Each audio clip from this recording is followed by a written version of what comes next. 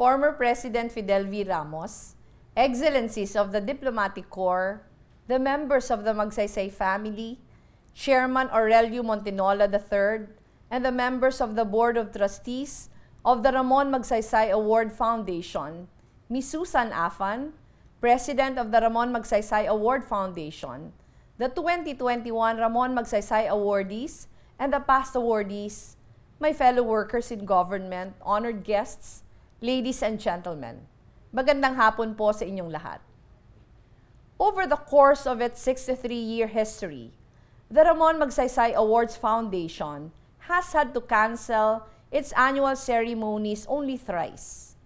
First, during the 1970 financial crisis, and the next one, in 1990, when a powerful earthquake shook the island of Luzon. In those first two instances, the awards had to give way to pressing crises here in the Philippines.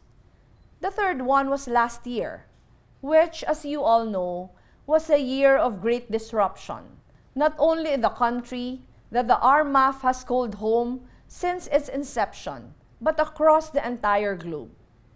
Today, we gather not because the pandemic is over.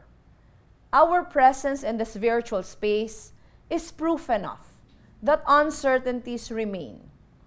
Vaccines notwithstanding, we have seen how new variants of the COVID-19 virus can emerge, threatening our momentum towards normalcy. Hospitals are just now getting a breather after a year and a half of tremendous strain. Economies around the world have yet to recover.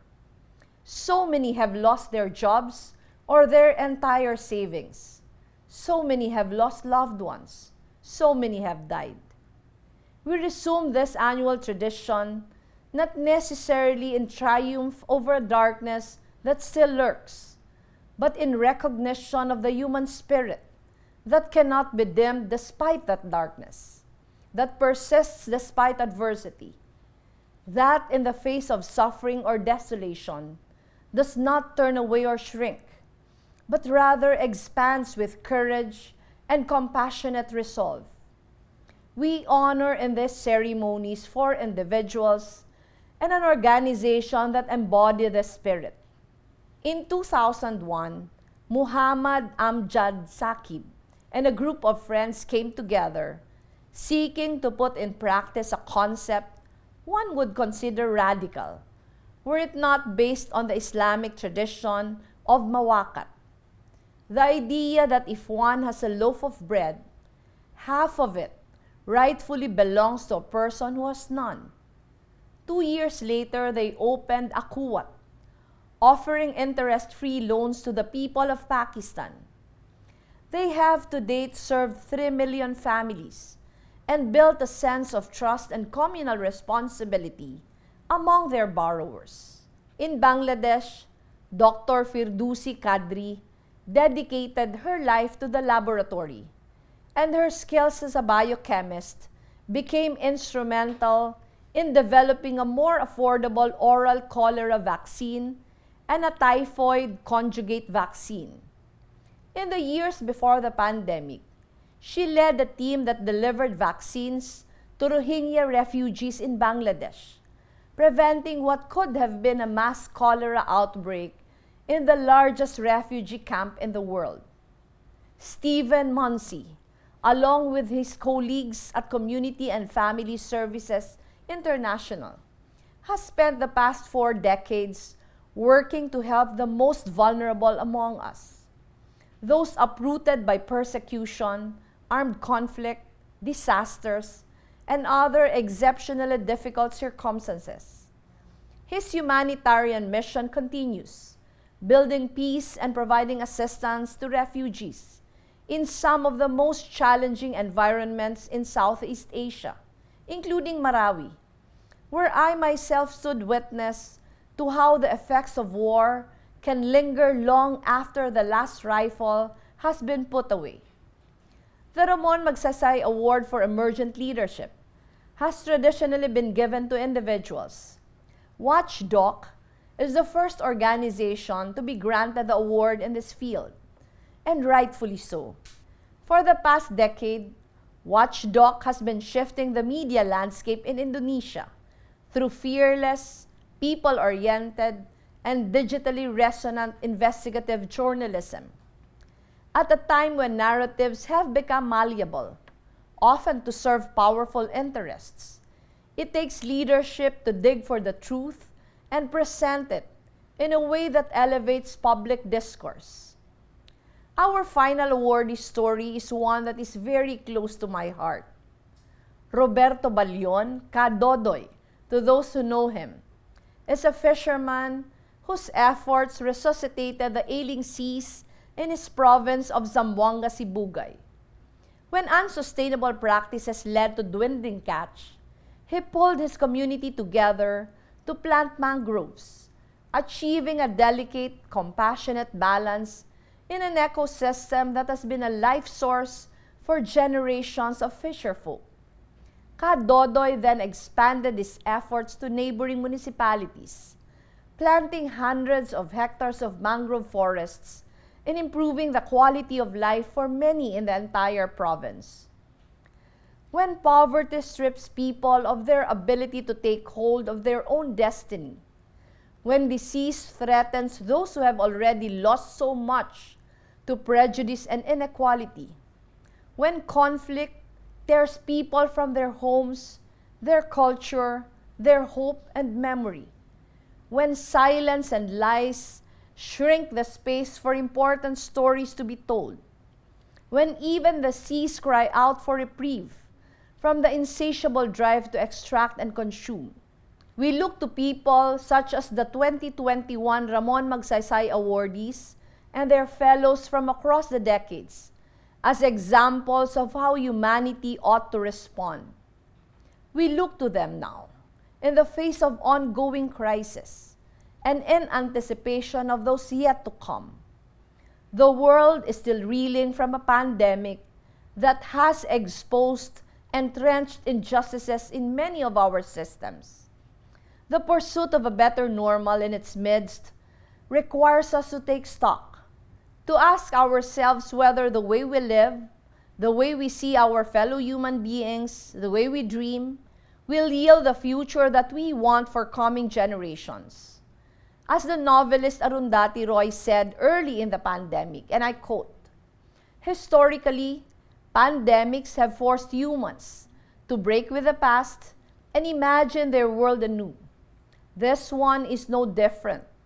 It is a portal, a gateway between one world and the next. We can choose to walk through it, dragging the carcasses of our prejudice and hatred, our avarice, our data banks and dead ideas, our dead rivers and smoky skies behind us.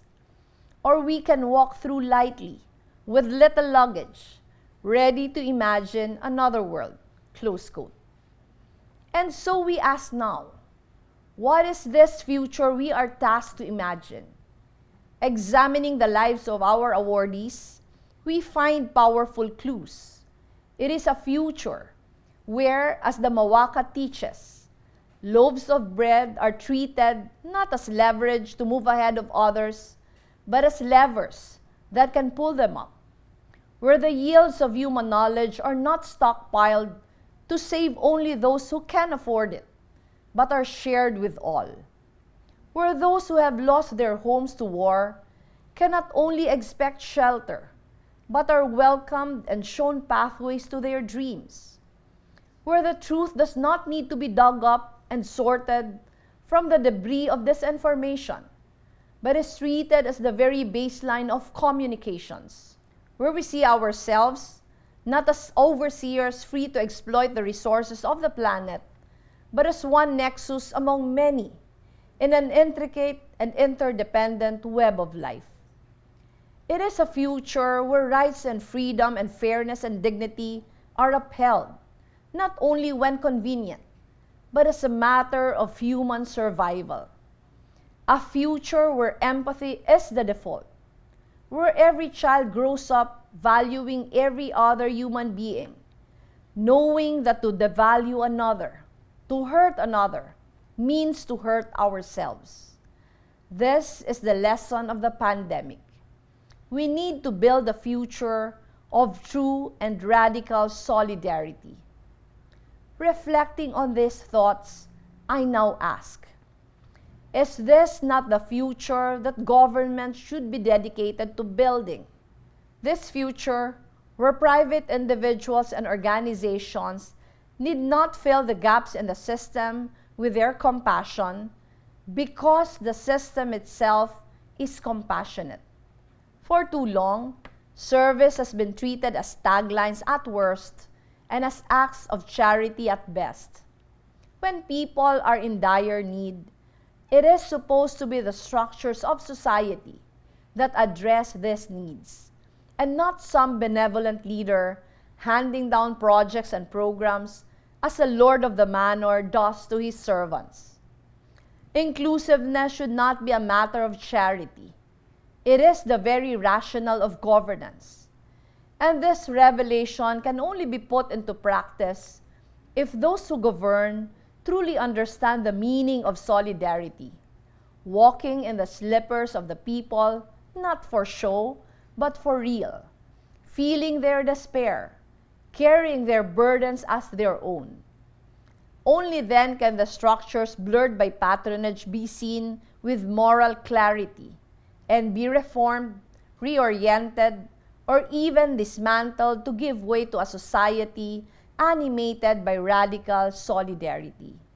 Such change will not happen overnight, or in 3 to 6 months, or even the span of a single presidency.